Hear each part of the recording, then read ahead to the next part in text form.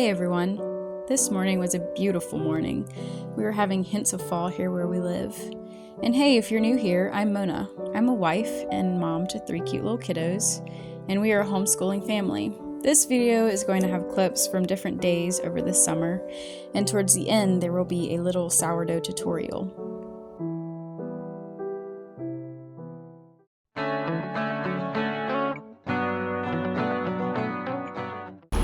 My cousin Matt is coming again to check on those 2 Dexters that we weren't able to confirm.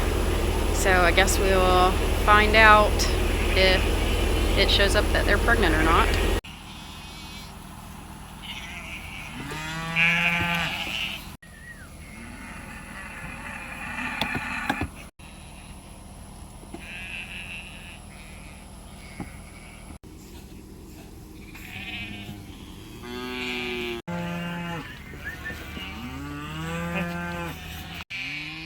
Here are the 3 Dexters.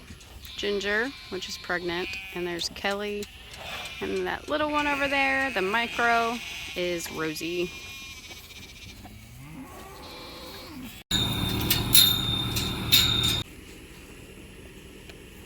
She's pregnant.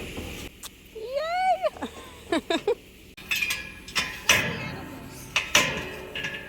The fluid that usually surrounds. Loading that in there. That little. I was having a hard time picking it up, but that.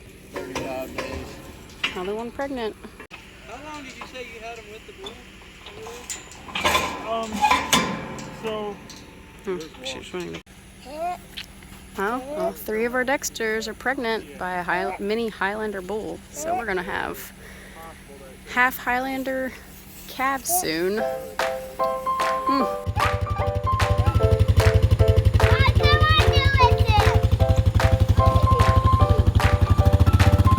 Hold on!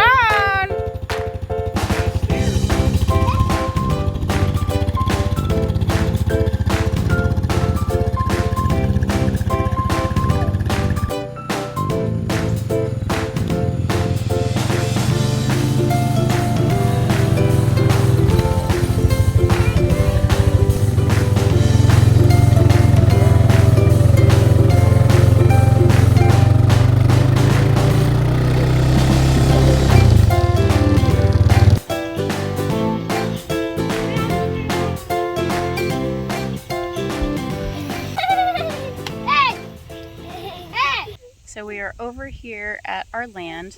So we got this land at the beginning of July, and this is getting towards the end of August.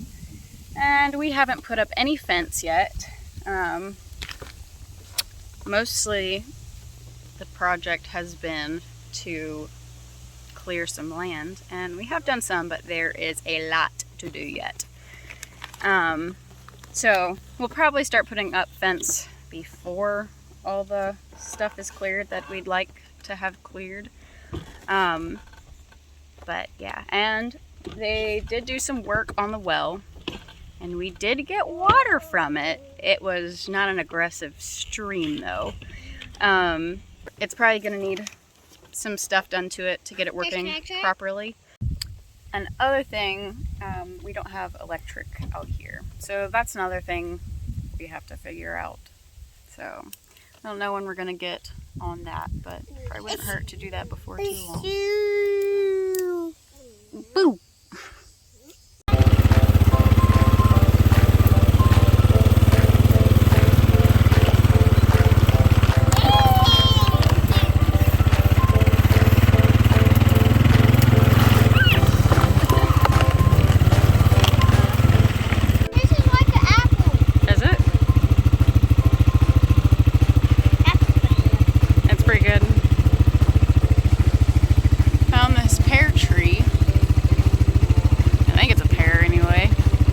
So here is where we will potentially live someday.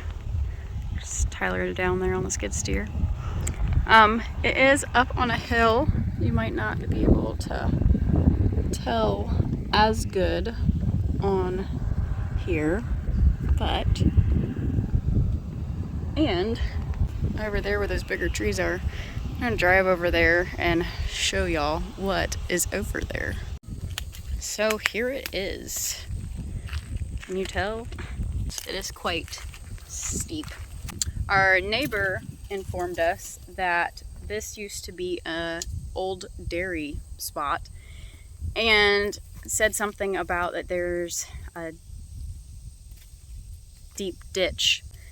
So potentially they used this as a silage pit. And it doesn't have any concrete walls or anything. They just dug into a hill and used this to put silage in. When we were exploring it earlier, we came upon it and we're like, what is this? You gonna throw a stick down in? Woo!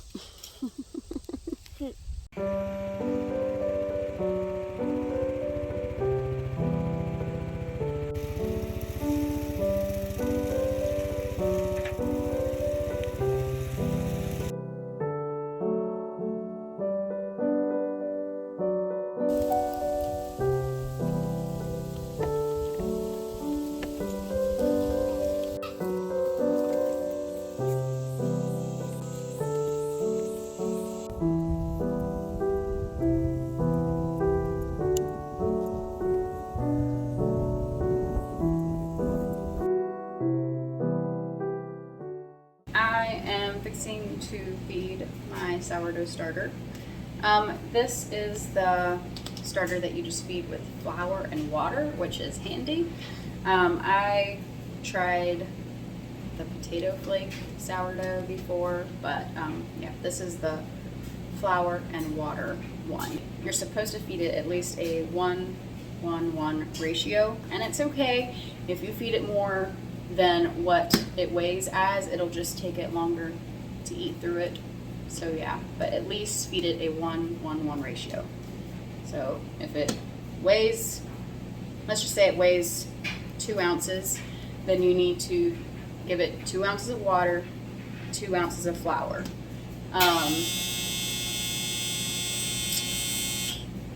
That's my dryer.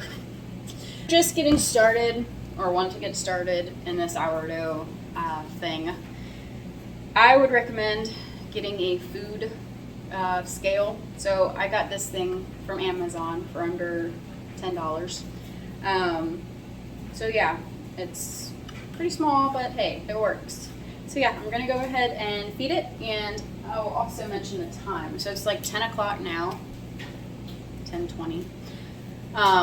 So I'm gonna feed it now. You can feed it around now. And then I will mix it up, mix the dough up tonight. I will put that in the oven tonight and let it rise overnight. And then I will try to video some of the stuff that I do tomorrow with it. Okay, so now I'm gonna add some all-purpose flour. I'm gonna put a plug in here. So feeding your starter, if you leave it out of the fridge, out at room temperature, you're supposed to feed it like every day. I keep mine in the fridge, and the recommended is probably that you feed it every week, but I do not feed it every week. You could probably even go, I don't even know how long you could go before you kill the starter. Anyway, if it's an established starter.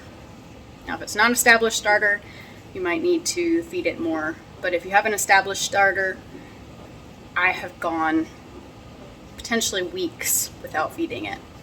So it's, yeah, not as finicky as what you would think it is. So yeah, there's that.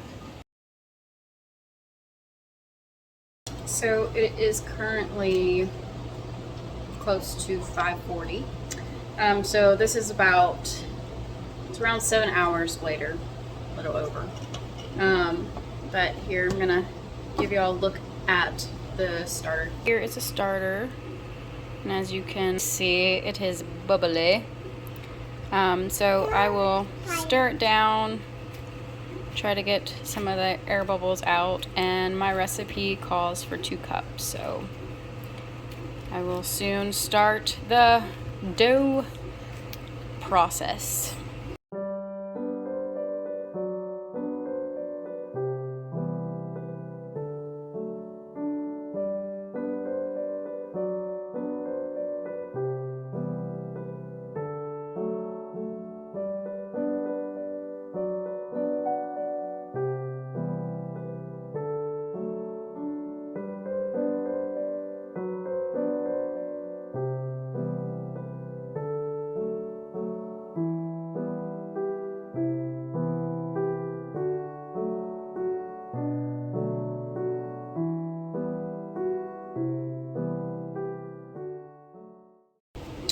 here is the dough.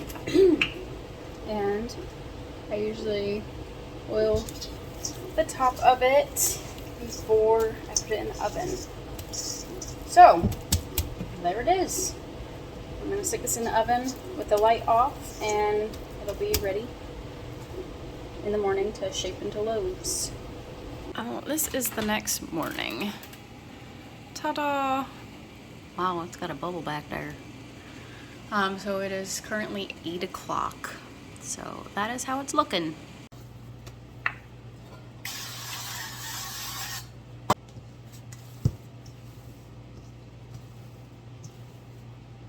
So what I'm going to do now is cut this dough in 3 pieces, and I'm going to use the one for a loaf of bread, and then the other part I am going to put in the freezer for pizza dough, and then the third piece I'm actually going to make some buns. So I'll keep this one for my pizza dough, and what I do is I just put it in a bag and I freeze it, and then the day that I want to make pizza, I get it out of the freezer and stick it on a sheet pan in the oven, and then just pull it out. And like this one I'll probably just use for my loaf. So you can just shape it into a loaf form. And then stick it in the pan. And then I turn my oven light on and have it in there for the second rise. Okay, in this third section I think I will use for the buns. So I'm going to cut out portions.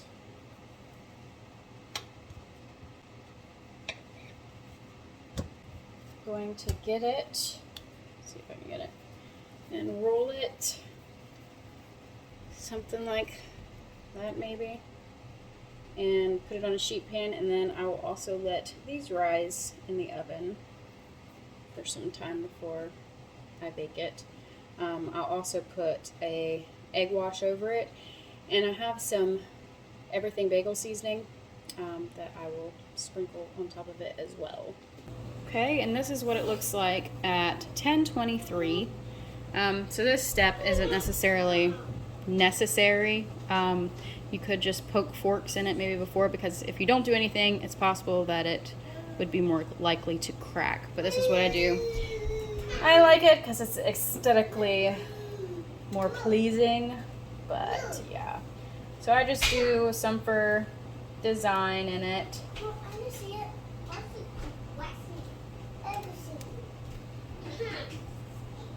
And then I will bake it at 350 for about 28 minutes. Here are the buns, and then here's the loaf of bread. I did cut this one open. I'll cut open the bread as well then, but here's the inside.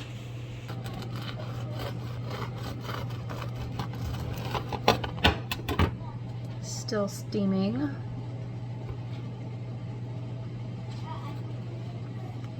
There it is. Can you say please? Please, please. Okay. Oh, you're just gonna, I see. Is it delicious? Mm-hmm. That's good, Mom.